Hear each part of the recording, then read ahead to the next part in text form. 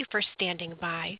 Welcome to the TJX Company's third quarter fiscal 2025 financial results conference call. At this time, all participants are in a listen-only mode. Later, we will conduct a question-and-answer session. At that time, if you have a question, you will need to press star 1. As a reminder, this conference call is being recorded November 20, 2024. I would like to turn the conference call over to Mr. Ernie Herrmann, Chief Executive Officer and President of the TJX Companies, Inc. Please go ahead, sir. Thanks, Sheila. Before we begin, Deb has some opening comments. Thank you, Ernie, and good morning. Today's call is being recorded and includes forward-looking statements about our results and plans. These statements are subject to risks and uncertainties that could cause the actual results to vary materially from these statements, including, among others, the factors identified in our filings with the SEC. Please review our press release for a cautionary statement regarding forward-looking statements, as well as the full safe harbor statements included in the investor section of our website, tjx.com.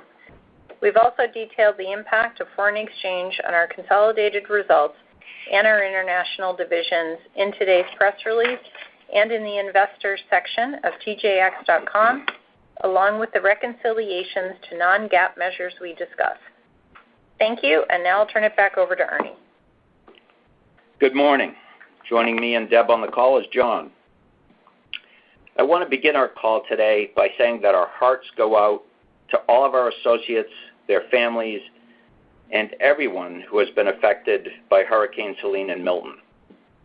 To help with relief efforts, we made essential emergency supplies and resources available to our associates in the impacted areas.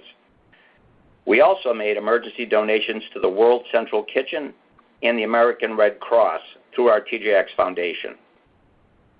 We take our commitment to supporting communities seriously and try to help local communities during times of need through our long-standing relationships with organizations that provide critical support. Now, to our business update and third quarter results. I am very pleased with our third quarter performance. I want to personally thank all of our global associates for their continued hard work and commitment to TJX. Comp store sales growth of 3% came in at the high end of our plan. I am particularly pleased with the operational execution across all of our divisions, as each delivered comp store sales increases entirely driven by customer transactions. I want to specifically highlight our European team for their efforts and strong results, which drove the 7% comp increase at our TJX International division. Clearly, our terrific assortment and great values across our retail banners resonated with many of our shoppers when they visited our stores. In terms of profitability, pre-tax profit margin and earnings per share both well exceeded our plans. With our third quarter performance, we are once again raising our full-year outlook for pre-tax profit margin and earnings per share. John will talk to our profitability performance and guidance in more detail in a moment. Looking ahead, the fourth quarter is off to a strong start. We continue to see outstanding availability of goods across a wide range of brands, which gives us great confidence in flowing fresh, exciting assortments to our stores and online this holiday season and beyond. Longer term, we are excited about the opportunities we see to gain additional market share and continue our successful growth in the United States and internationally. I'll talk more about our holiday plans and our opportunities for global growth in a moment. But first, I'll turn the call over to John to cover our third quarter results in more detail. Thanks, Ernie. I also want to add my gratitude to all of our global associates for their continued dedication to TJX. Now I'll share some additional details on the third quarter. As Ernie mentioned, our consolidated comp sales increased 3%, which was at the high end of our plan and entirely driven by customer transactions. Once again, both our apparel and home categories saw comp sales increases this quarter. Pre-tax profit margin of 12.3% was up 30 basis points versus last year.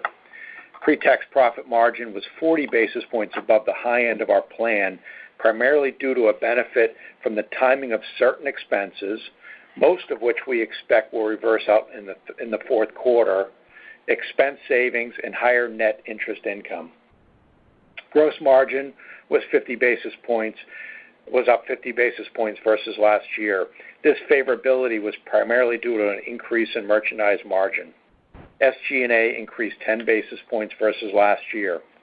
This increase was due to incremental store wage and payroll costs, which largely offset the year-over-year benefit from closing HomeGoods e-commerce business last year and lower incentive compensation expense this year. Lastly, we're very pleased that diluted earnings per share of $1.14 were up 11% versus last year and also well above plan. Now to our third quarter divisional performance. Again this quarter, across all of our divisions, the comp increases were entirely driven by customer transactions. We see this as a great indicator of the strength of our value proposition. At Marmaxx, comp store sales increased 2% and segment profit margin was 14.3%, up 30 basis points versus last year. During the third quarter, Marmaxx's sales were negatively impacted by store closures due to the hurricanes. Marmaxx's apparel and home categories both saw comp sales increases. We are excited about the initiatives we have planned to drive sales and customer transactions at TJ Maxx and Marshalls this holiday season. Further, we have some great merchandise plans for our U.S. e-commerce sites and our Sierra business. Long term, we remain confident that Marmaxx, our largest division, can further grow its customer base and increase its market share. HomeGoods comp store sales increased 3%. Segment profit margin grew to 12.3%, up 200 basis points versus last year. As a reminder, last year we had a significant negative impact from the costs associated with the closing of our HomeGoods online business. During the third quarter, we were proud to open our 1,000th store in our HomeGoods division, a terrific milestone. With a highly differentiated mix of eclectic merchandise from around the world, we believe that both HomeGoods and HomeSense are well positioned to capture additional share of the U.S. market over the long term. At TJX Canada, our comp store sales were up 2%. Segment profit margin on a constant currency basis was 15.2%, down 170 basis points versus last year. I want to mention that most of the year-over-year decline in Canada's margin was due to some non-reoccurring items last year and this year that impacted our year-over-year comparability. That, along with increased freight costs due to the rail shutdown. We are the only major off-price retailer in Canada. We have a very loyal customer base and are offering well-recognized retail brands across good, better, and best categories. We believe that this sets us up well to attract even more customers to all three of our Canadian banners. At TJX International, comp store sales increased 7% with strong increases in both Europe and Australia.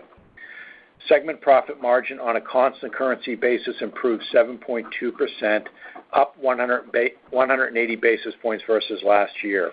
As Ernie said, we are very pleased with our European results, which drove this division's overall performance. Going forward, we are confident that we can gain additional share of both the European and Australian retail markets and increase this division's profitability. Ernie will have more to say on our international growth opportunities in a moment. Moving to inventory. Balance sheet inventory was up 1%, and inventory on a per-store basis was down 2%, driven by lower holdings at our distribution centers. We feel great about our liquidity and the outstanding availability we're seeing in the marketplace. We are very well positioned to flow fresh assortments to our stores and online throughout the holiday season. I'll finish with our capital allocation. We were very pleased to generate another quarter of strong cash flow while also reinvesting in the growth of our business and returning cash to shareholders through our buyback and dividend programs. Now I'll turn it back to Ernie. Thanks, John. Now I'll highlight the opportunities we see that give us confidence that we can keep driving sales and customer transactions in the fourth quarter. First, and most importantly, we remain committed to delivering outstanding value to our shoppers every day. This holiday season, consumers can expect to see great value throughout our stores every time they shop us. We see this as a meaningful advantage as consumers can shop our excellent values every day and not have to wait for sales or promotional days elsewhere. Second, with the outstanding availability we have been seeing in the marketplace, we are well positioned as a destination for gifts this holiday season. Each of our banners are set up extremely well to offer shoppers across a broad range of income demographics an exciting selection of gifts at price points that can meet their budgets. With gift offerings in every department, we believe our stores are an appealing one-stop shopping destination for consumers to buy for everyone on their list. Further, after the holiday season, we'll continue our focus on being a year-round gifting destination. Next, as we do all year long, we plan to flow fresh merchandise to our stores and online multiple times a week, which we believe is a key differentiator of our business. With our ever-changing assortment of merchandise, we are confident that shoppers can see something new every time they visit. In addition, we feel great about our plans to flex our stores after the holidays to the categories and trends we believe consumers will be looking for to start the new year. Lastly, we feel great about our holiday marketing campaigns, which launched earlier this month. Each of our brands are emphasizing gift giving and reinforcing our value leadership. We plan to showcase a wide selection of quality products to highlight that there is something for everyone and demonstrate that our great values are available to everyone every day. Further, we plan to advertise through a variety of media channels with an emphasis on digital to reach consumers across a wide age and income demographic who are seeking gifting inspiration. Moving on, we believe we are in an excellent position to continue capitalizing on the growth of off-price around the world and further grow our leadership position. Giving me confidence is our very long track record of executing our flexible business model and our value leadership. We strongly believe that our decades of off-price expertise and knowledge is a tremendous advantage and will allow us to continue delivering comp store sales growth, driving customer transactions, and attracting new shoppers. Next, we continue to see a significant opportunity to further grow our store base in our existing countries. With over 5,000 stores today, we continue to see the potential to open another 1,200 plus stores with just our current retail banners in our current countries. Beyond this, you've heard me say before that we believe our off-price model can work wherever consumers seek fashion and brands at great prices. With that said, I'm excited to announce today that we are planning to expand our TK Maxx banner in Spain. We've been looking at the Spanish market for quite some time and are confident that the timing is right and that we have a strong understanding of the marketplace and the consumer. Importantly, other than a small field office in Spain to effectively serve the local market, we plan to leverage our existing European infrastructure and organization. We expect our first stores to open in early 2026, and long term, we see the potential to open more than 100 stores in Spain. In addition to our current countries and our planned expansion in Spain, we are extremely pleased to gain off-price exposure in new markets as well. Through our JV with Grupo Axo and our investment in Brands for Less, we'll now be participating in the growth of off-price in Mexico, the UAE, Saudi Arabia, and beyond. We are always looking for ways to increase shareholder value, and we see these two investments as a good use of cash with an attractive growth and return profile over the long term. All of this gives me confidence that even as a $50 billion plus global retailer, significant opportunities remain to capture additional market share around the world going forward. Summing up, I am very pleased with our third quarter performance, and we feel great about our initiatives for the holiday selling season.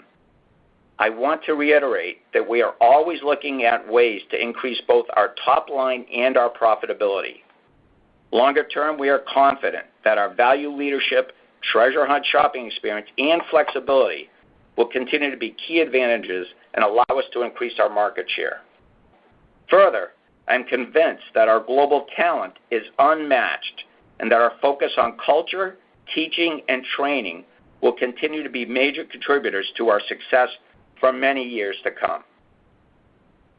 Finally, we have many initiatives underway in our corporate responsibility programs, and I encourage anyone to learn more about our efforts on our corporate website, TJX.com, in the responsibility section.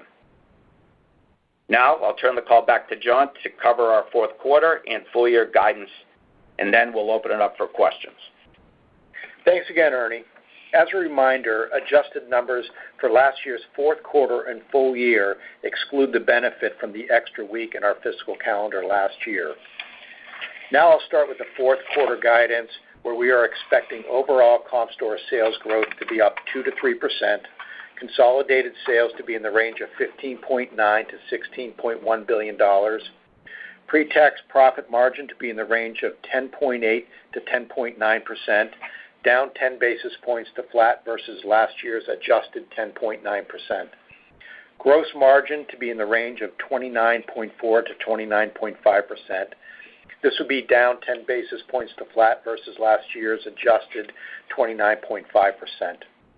As a reminder, this year's fourth quarter gross margin assumes a negative impact from our year-over-year shrink accrual.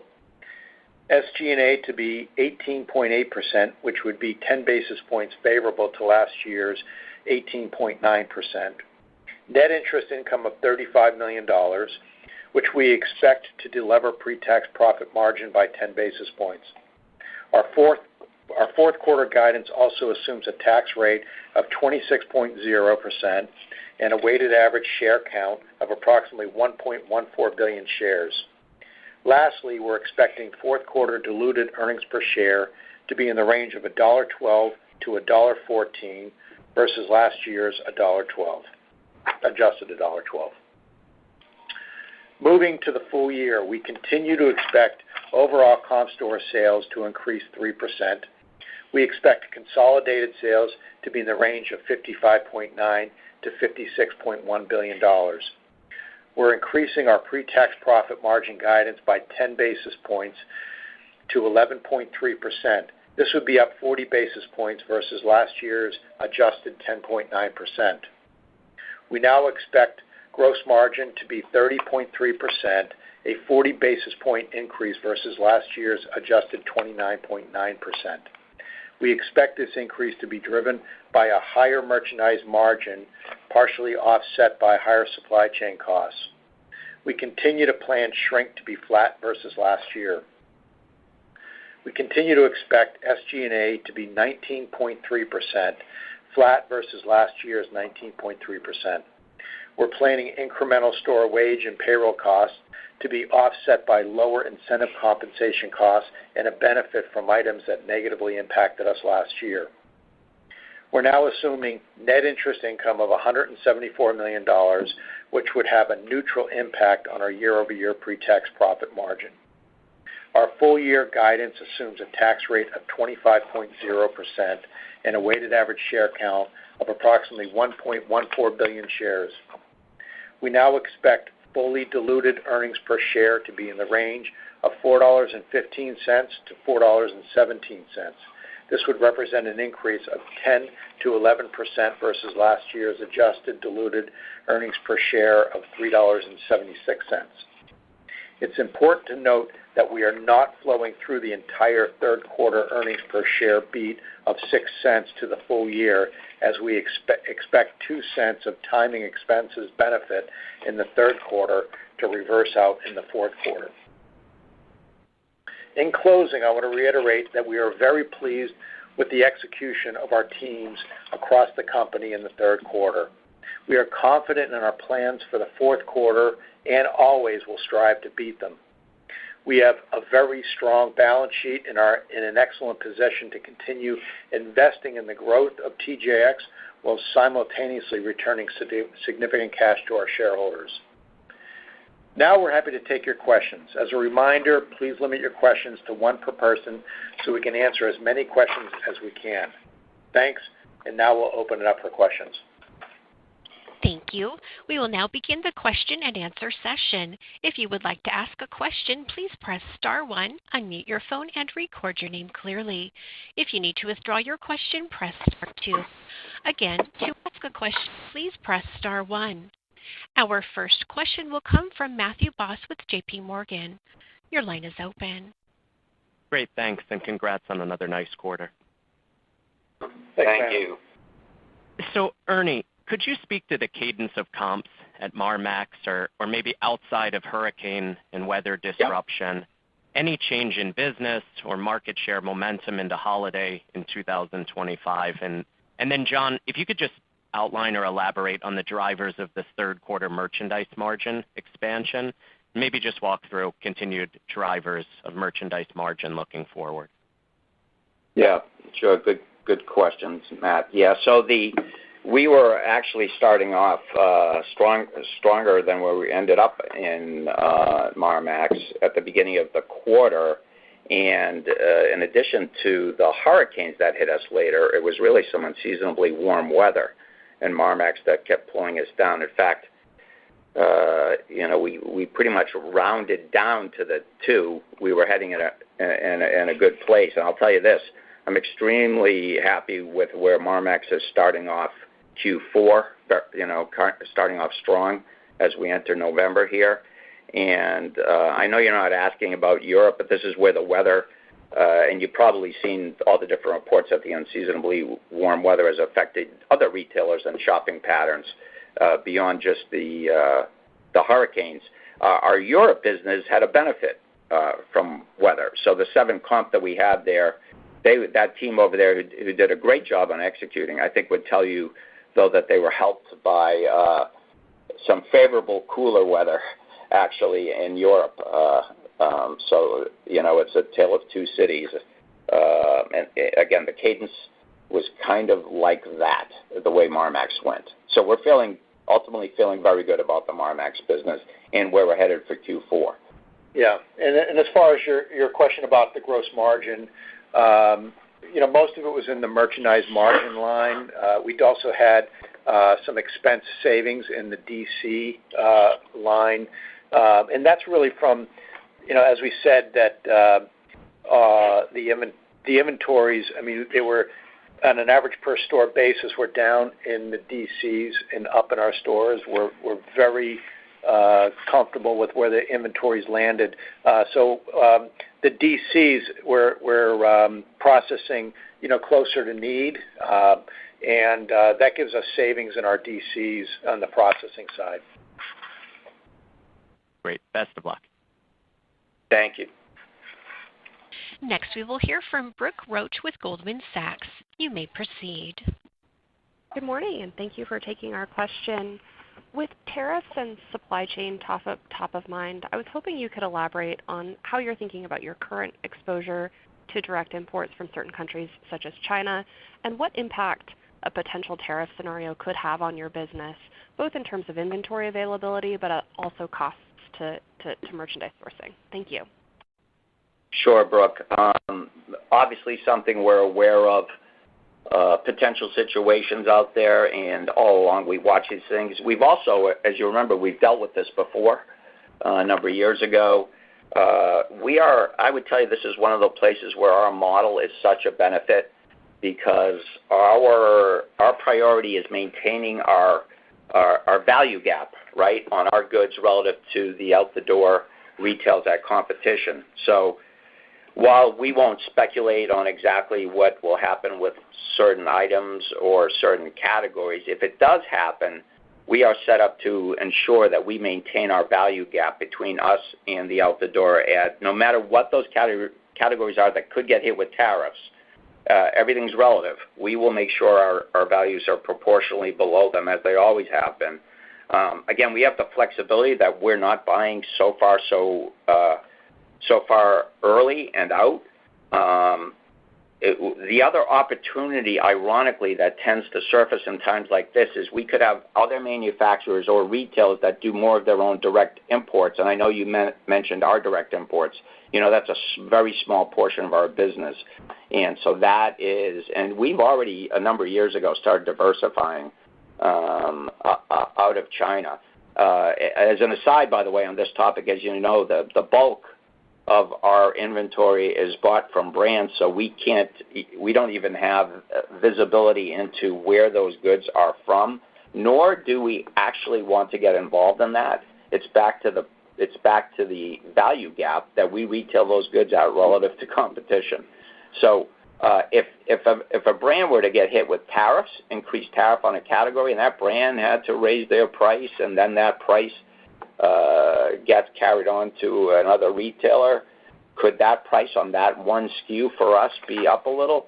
It might, but it'll never be at any issue with a value gap that we have relative to the competition.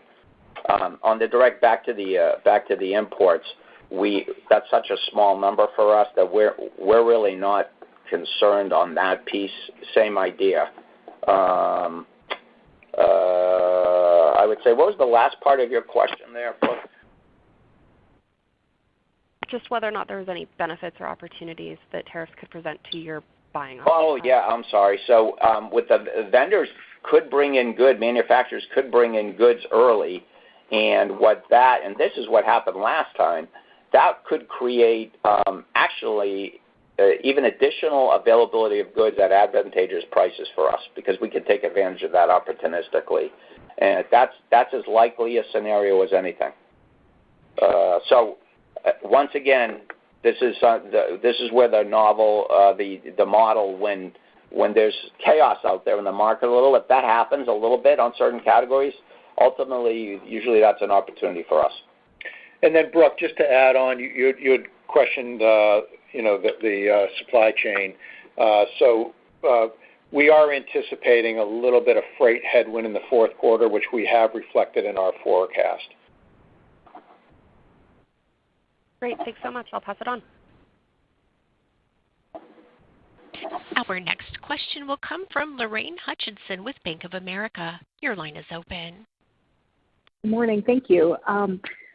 Ernie, the comp continues to be driven by transactions. Can you talk to the composition of the new customers that you're gaining by age and income level, and any changes you've seen in recent quarters or signs of trade down in that customer cohort? Right. No, great question, Lorraine. It's interesting, John, the team, and our marketing team. We look at this all of the time. We have, over the last few years, started to, more of our customers are skewing a little bit younger, as consistently we've talked about. Age 18 to 34 has been a growing segment for us. This is good based on where we have kind of skewed our business.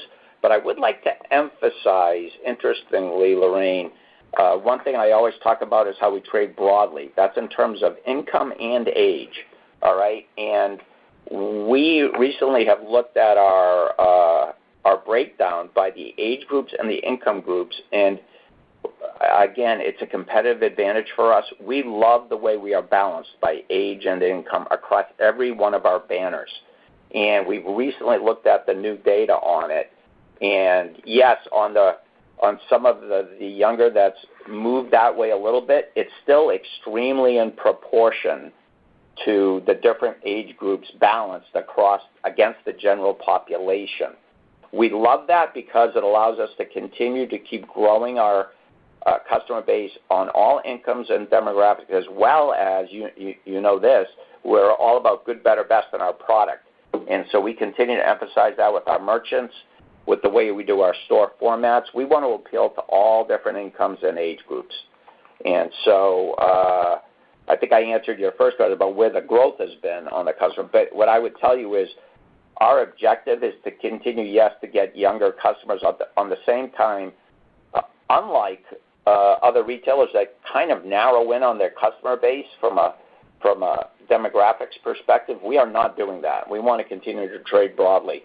So if we get more younger, I still don't want us to give up the older age customers or the in-between.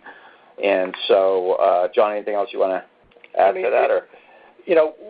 With our good, better, best strategy, we trade across all income demographics. And, last quarter we saw positive performance across all the income demographics categories that we track.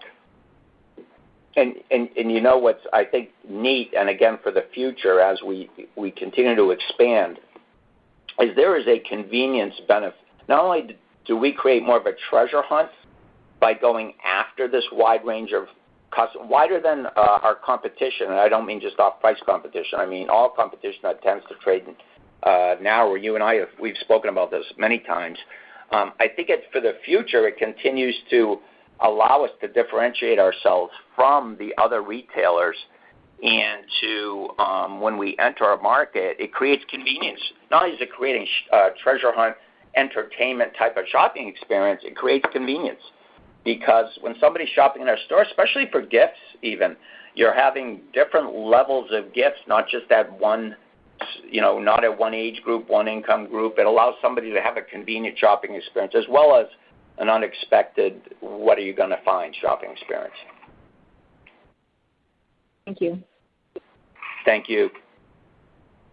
Next, we will hear from Paul Lejuez with Citi. Please go ahead.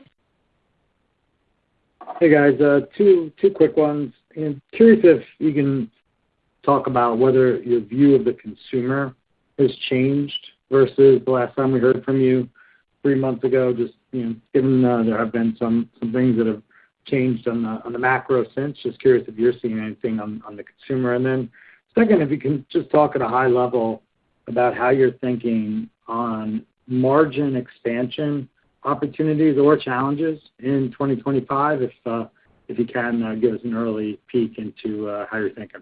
Thanks. Okay. Yeah, I'll start, and then I'll let Ernie chime in on the merchandise margin question. As far as the consumer goes, there's really no change in how we're viewing the consumer, either by income demographic or by age. Again, as Ernie just mentioned, we're attracting more customers that are in that 18 to 34 age range, which we think is a definite plus when you think of the long-term health of the business. But again, the merchandising strategies that Ernie has talked about over and over again, we feel that again differentiates us from a lot of competitors, and really gives a broad cross section of the population an interest to shop us. Paul, I'll throw in two other things. I think this might also be helpful based on your question. Is what's changed since last quarter per se in the view on a macro scale. I don't know if this is a 1 quarter thing or over the last few quarters, but as you can see, the health of our home business makes me continue to be very bullish on where we're headed in home. And I don't know if that's a macro trend. I know it probably is inconsistent when you look at the results in the home industry.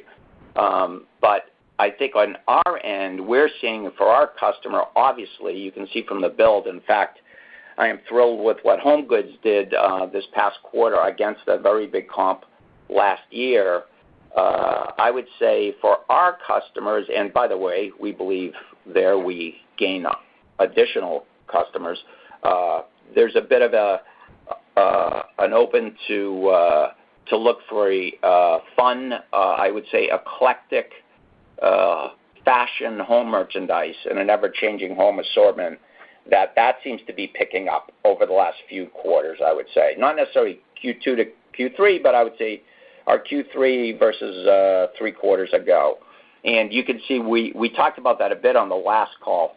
But I'm feeling even more bullish quarter by quarter. And I've been talking about it for a year now. And that team, I'm very proud of our home teams across the corporation. I'm talking to stores, the way they put out the goods, but also our merchants have been so collaborative in the way they've executed, from home goods to Marmax to Europe, Canada. All the merchants in our home businesses have really been doing a nice job taking advantage of what I think is a bit of a shift.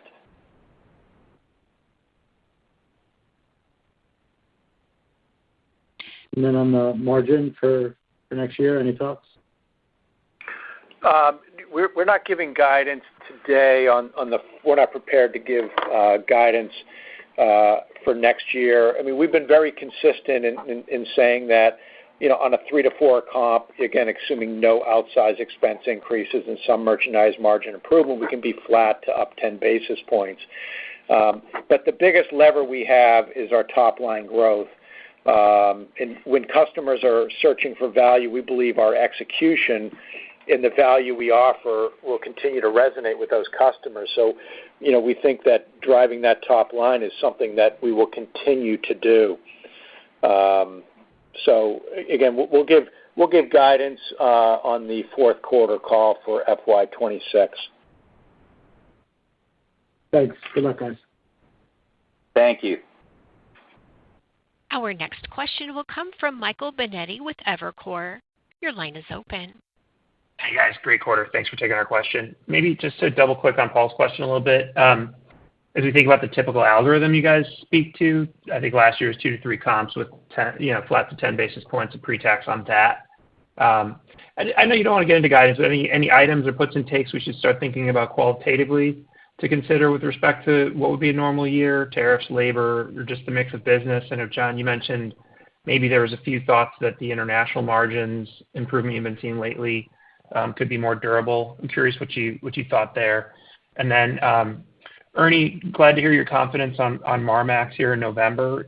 If you wouldn't mind just double-clicking on it for a minute, what do you think is working? Is that weather just getting out of the way and it always should have been better? Or are you seeing the weather-sensitive categories improve, or are these early reads from the holiday categories?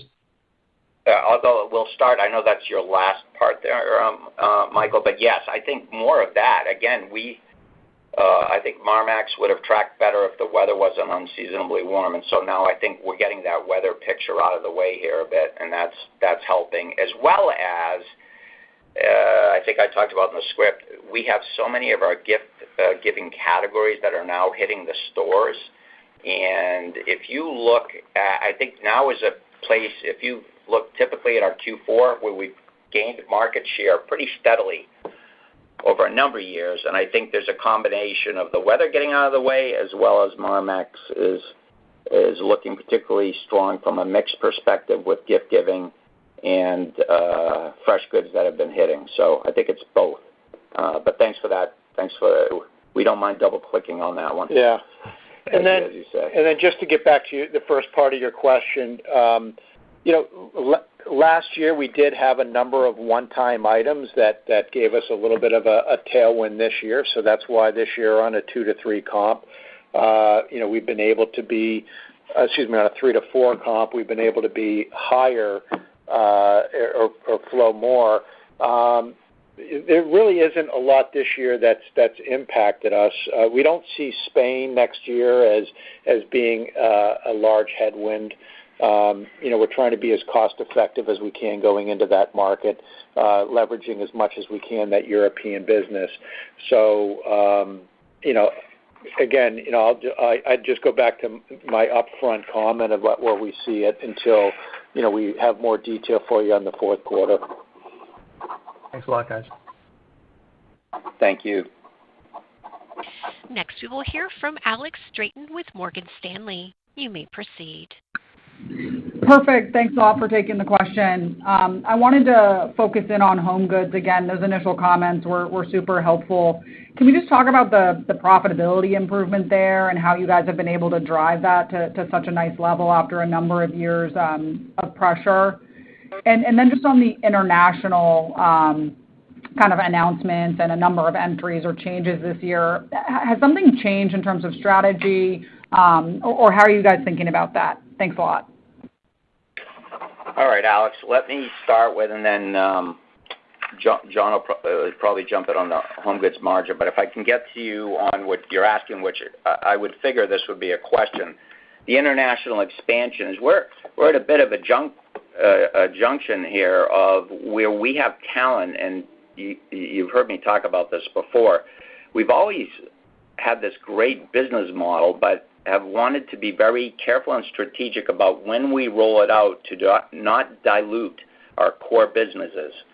And so what's happened is the timing of our model, along with entries into markets where nobody is doing a good job or even doing a job on off-price, has been surfacing at a time when we, because of all of the tenure that we have in TJX, which I have to emphasize again, our management team's experience at all different levels, from managers all the way up to top executives, we have tenure and experience across this corporation really like never before.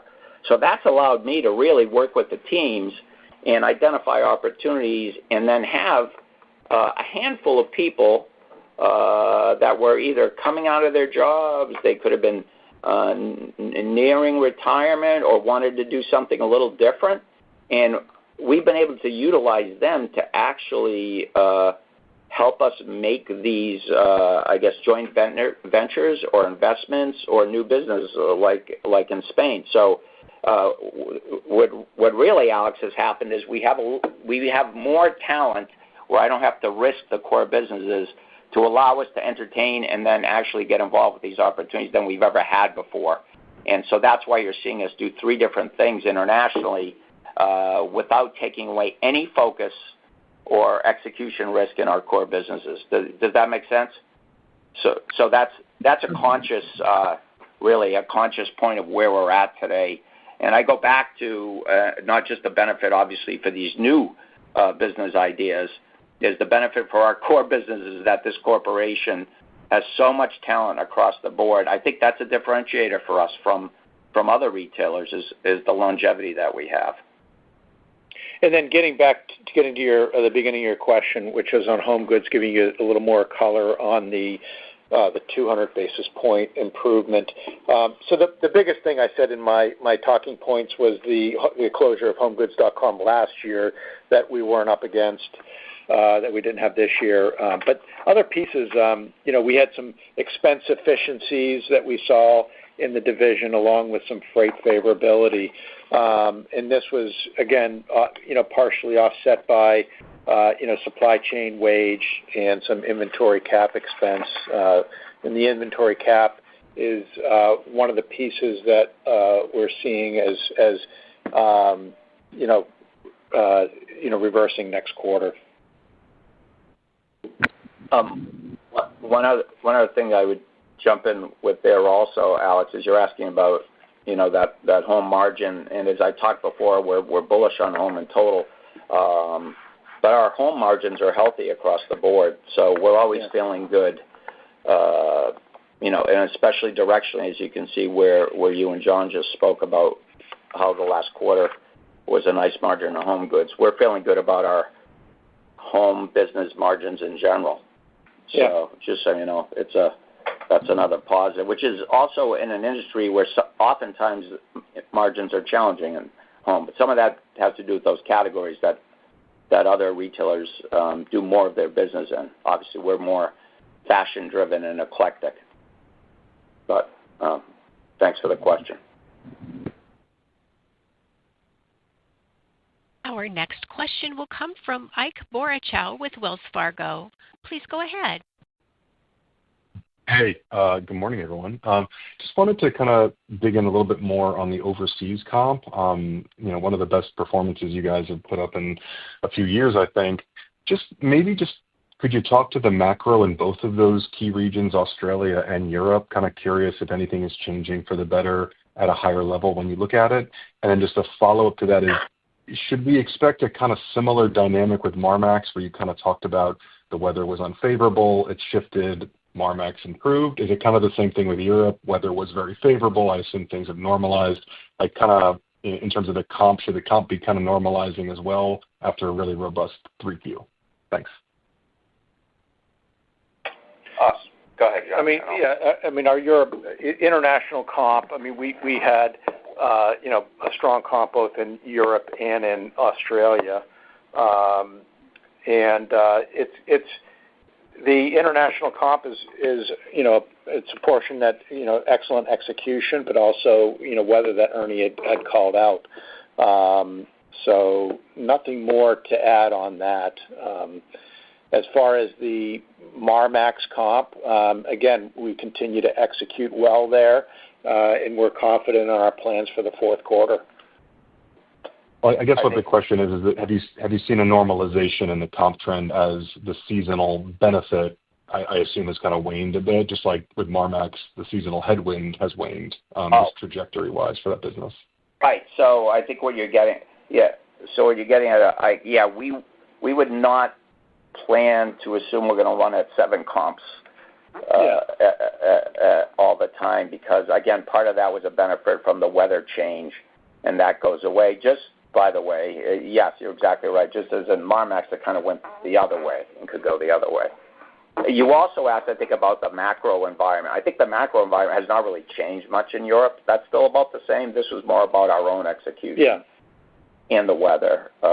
And then, obviously, here in the States, same thing. So that's helpful. Thank you, Ernie. I appreciate it. Very welcome. Next, we will hear from Bob Drbul with Guggenheim. You may go ahead. Hi, good morning. Following up on the home business, can you spend some time just on HomeSense, sort of how you're doing in the various regions, like, U.S., Canada, Europe? Thanks. Oh, sure. Go ahead. Yeah. So HomeSense, we've been very happy with. And in fact, as I was really trying to hint at earlier, is our home business across the board has really been healthy. We're liking what we're seeing for the most part, some exceptions throughout every geographic area that we're in. Yeah, we were positive across all of the geographic areas that we have these home businesses. And again, that includes the apparel stores where we have home as well. That's right, the full family stores, right? And by the way, in Europe, that was part of our strong performance, right, John, in this last quarter. So HomeSense there as well. We're also, we've had a pickup recently in our HomeSense in the U.S. business, because we've been playing with some execution issues there. Not trouble per se, but ability to, we think, do more business than going forward by tweaking the mix. So we don't say what that is, but we've done some good things in the teams. I give them a lot of credit on that HomeSense business, but no, feeling really good across the board. Obviously, in Australia, we do home within our. There is no separate home business versus in the other geographies. Having said that, that has also been healthy. Yeah.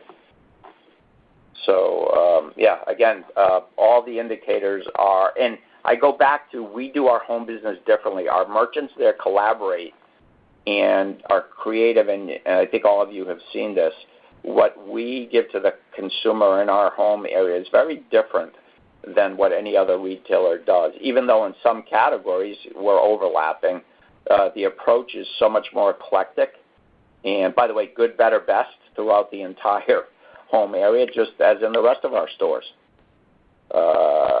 So we couldn't be happier with where we're headed there. Great. And just within the Marmax business, the runway piece of the business, are you seeing sort of better availability in some of the luxury goods areas for some of your stores? We usually don't comment on anything like that specific, but I mean, availability has been okay there. It's such a limited. We don't really use that as a bellwether for availability for us because it's only a limited store base, and that kind of moves because of the smaller resource structure there. It's a bit more up and down, and it could literally change week to week. So that's why we don't comment on availability in that business. But as you can see, the nature of the product that we have there, is really what sets us apart and helps us with our mission of good, better, best. And in that case, that's probably best plus, I guess you would call it. Great. Thank you. Thanks for the question. Our next question will come from John Kernan with TD Cowen. Your line is open. Good morning, everybody. Thanks for taking our question. A lot of questions on home here. I would also like to focus in on a few of the other categories like beauty, consumables, footwear, accessories. When you go in the stores, it looks like these categories continue to be elevated, and some of them seem like they're gaining floor space. So maybe just any commentary on some of the categories outside of home and men's and ladies' apparel. Yeah, no, John, great observation and great question. Obviously, yeah, you can see some of the other businesses. I guess you're calling them consumables. Obviously, you can see we're doing a great job in things like that, or beauty, or there's many categories throughout the store that you would call consumables. I believe that those businesses are part of every one of our brands right now is doing a lot in that because we do a good consistent flow of freshness there. And we talk about an era we kind of crush competition on value. Our value, and whether you look at the beauty business you look at, or if you look at our pet business, which is a consumable really for the most part, or many of the other areas, some of them are in home, some of them are not. They're by our queue line up by the front of the store. You know, many of those, even though you wouldn't think of them, everyone needs to replenish their ear pods very often, or their phone cases, or right.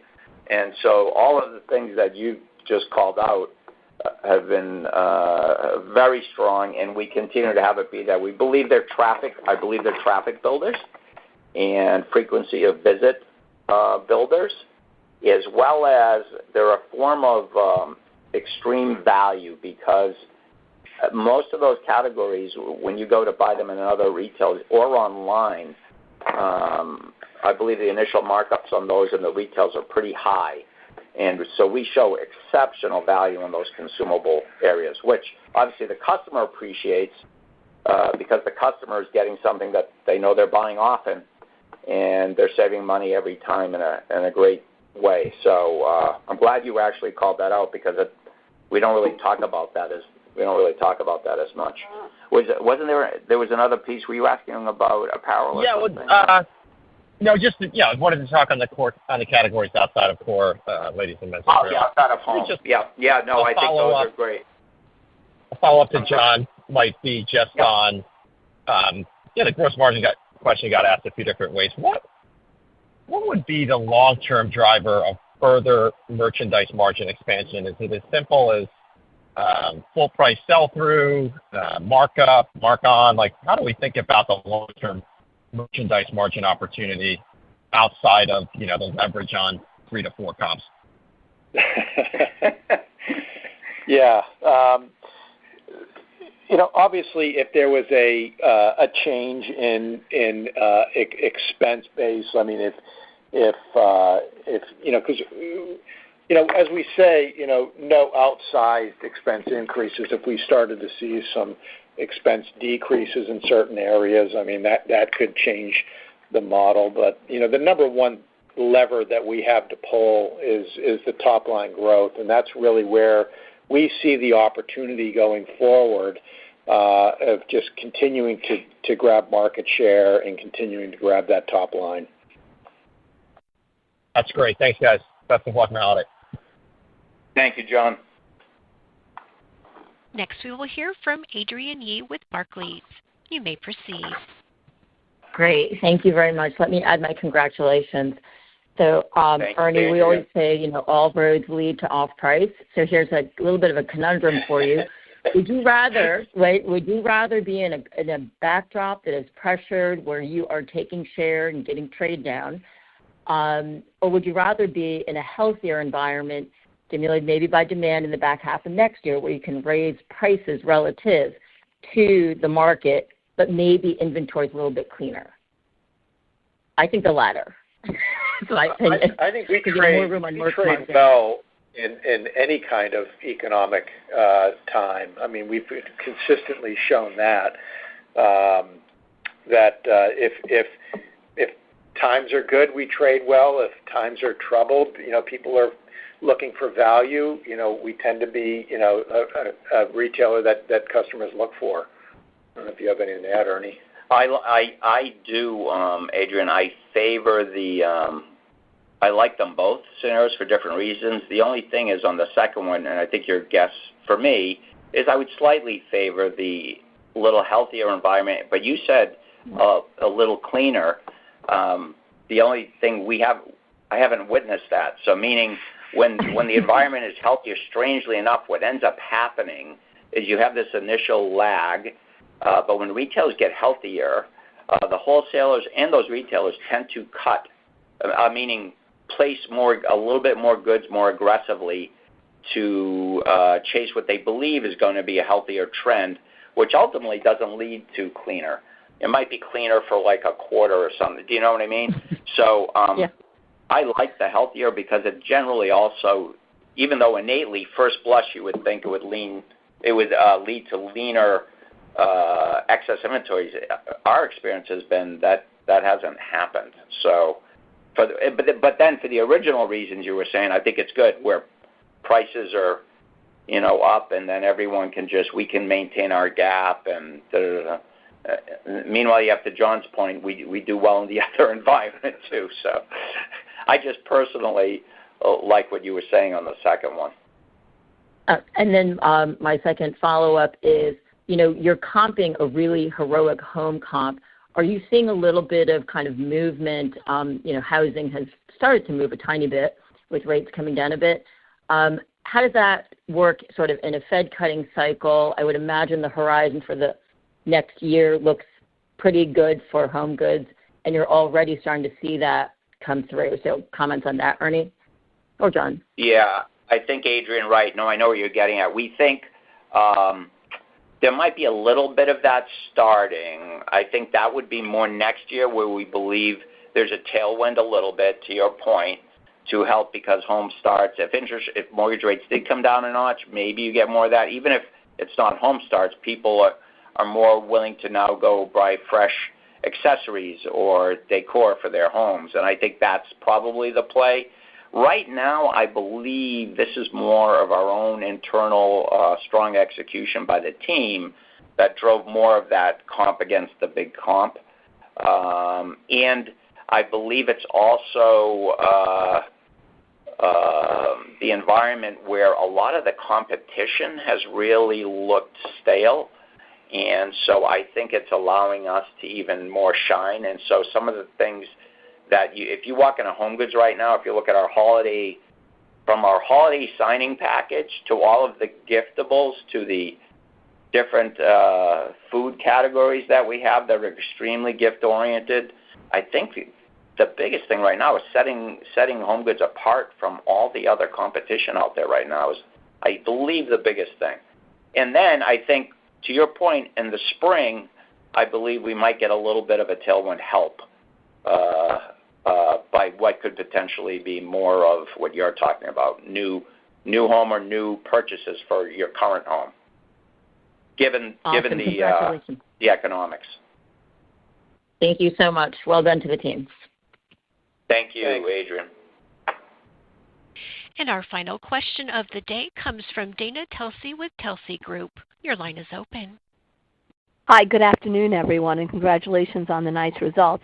I would say that your marketing, Ernie, of Home Goods, what you had in Madison Square Park with the Home Goods house looked terrific in New York a couple weeks ago. Oh, you saw that? That's great. Yeah. Oh, not only I have pictures too. It looks terrific. And it was a traffic driver, yeah. So the other thing, just to know, as you think about marketing, how do you think of marketing as a % of sales going forward? How is it different this holiday season from last? And on the other note of real estate, what are you seeing in terms of new store performance, of relocations and remodels? Any shifts in store size? Thank you.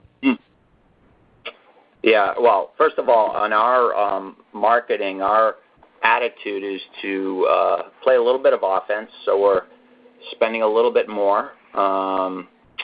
And our creative, which I would love to, we have groups coming up, but we'd love you guys to see the marketing campaigns. If you haven't seen some of the TV spots that have already been playing, we think they're just terrific.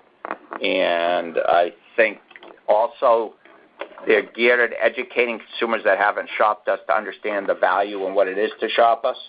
And that's going to be playing out really strong, I think. So we always look at marketing in terms of what we're spending, obviously, to your first part of your question, but what is the creative when we're spending it on?